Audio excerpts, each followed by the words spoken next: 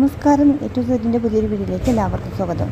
ക്ഷേമ പെൻഷൻ വർദ്ധിപ്പിക്കാനും കൃത്യമായി വിതരണം ചെയ്യാനും നടപടി സ്വീകരിക്കുമെന്ന് CPM സംസ്ഥാന സമ്മേളനത്തിൽ മുഖ്യമന്ത്രി അവതരിപ്പിച്ച രേഖയിൽ പ്രഖ്യാപനമുണ്ടായി.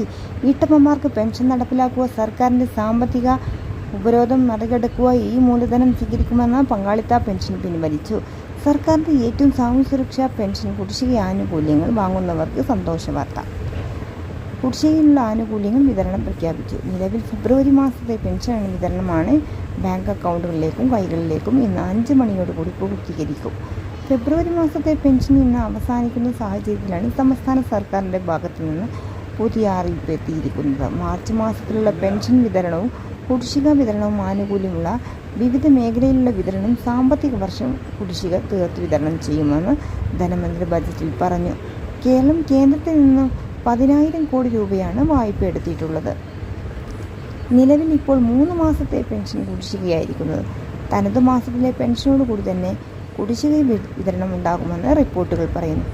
കൃത്യമായ സമയത്തിനുള്ള രേഖകൾ സമർപ്പിച്ചവർക്കും സോഷ്യൽ ഓഡിറ്റിംഗ് പൂർത്തീകരിച്ചവർക്കുമാണ് ലിസ്റ്റിൽ പേര് നിൽക്കുന്നവർക്കും ഗുണഭോക്താക്കൾക്ക് മാത്രമാണ് ഇനി പെൻഷൻ ലഭിക്കുകയുള്ളൂ.